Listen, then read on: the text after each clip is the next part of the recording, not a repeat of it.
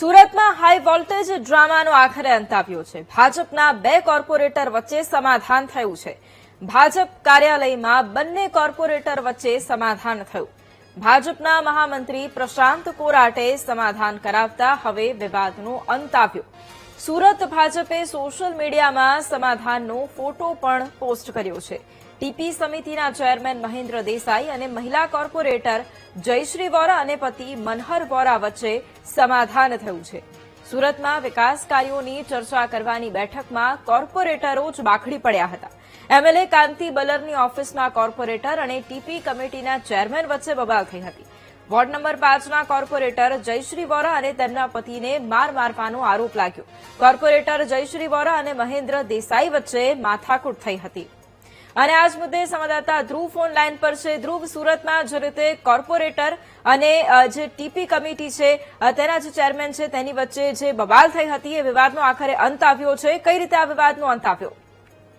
બિલકુલ, સુરતમાં જે છે તે 2 દિવસ ખૂબ જ ભારે ચર્ચામાં હોય તે પ્રકારનો એક મુદ્દો જે જોવા મળ્યો હતો, જેમાં ભાજપના કોર્પોરેટર જે છે વોર્ડ નંબર 5ના જયશ્રી વોરા અને તેમના પતિ જે મનહર વોરા છે અને તેમની પણ ભાજપના જે ધારાસભ્ય જે છે તેમની જ ઓફિસમાં જે ટીપી સમિતિના ચેરમેન જે વાત કરવામાં આવે તો મહેન્દ્ર દેસાઈ દ્વારા હુમલો કરવામાં આવ્યો, તેને માર મારવામાં આવ્યો હોય તેવી વાત સામે આવી હતી અને તેને લઈને સમગ્ર શહેરમાં ભારે ચર્ચા જાગી હતી અને એક મુદ્દો બન્યો હતો ચર્ચાનો। ત્યારબાદ હવે જે છે તે પ્રદેશના મહામંત્રી અને દક્ષિણ ગુજરાતના પ્રભારી જે પ્રશાંત કોરાટ છે તે ગત રોજ સુરતમાં આવ્યા હતા અને સુરતમાં આ બંને જે કોર્પોરેટરો જે છે તેમની સાથે રૂબરૂ મુલાકાત કરી, તેમની સાથે ચર્ચાઓ કરી અને આખરે આ જે બંને વચ્ચે ચાલી રહેલો વિવાદ છે તેનો અંત લાવવામાં આવ્યો છે અને સોશિયલ મીડિયામાં આ બંનેના સાથે ફોટો પણ વહેતા કરવામાં આવ્યા છે અને શાંતિ સુમેળ ભરી રીતે આ મામલાનો અંત લાવવામાં આવ્યો હોય અને સુલેહ કરી દેવામાં આવ્યો હોય તેવી વાત વહેતી કરવામાં આવી છે। પરંતુ એ વાત ચોક્કસ આ બાબતથી સ્પષ્ટ થઈ ચૂકી છે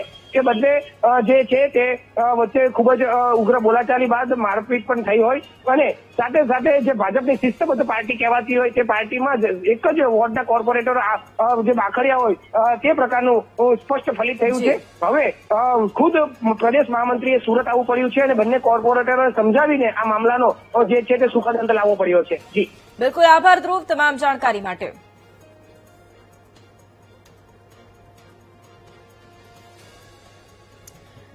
તો સુરતમાં હવે જે હાઈ વોલ્ટેજ ડ્રામા થયો હતો તેનો હવે અંત આવ્યો છે અને ભાજપના જે બે કોર્પોરેટરો વચ્ચે થયેલી બબાલ તેનો સુખદ અંત આવ્યો છે, કારણ કે પ્રશાંત કોરાટ કે જેઓ સુરત ખાતે પહોંચ્યા હતા અને બંને સાથે વાતચીત કરી હતી અને આ મામલાને સુખદ અંત તરફ પહોંચાડ્યો હતો અને ફોટો પણ તેનો પોસ્ટ કરવામાં આવ્યો।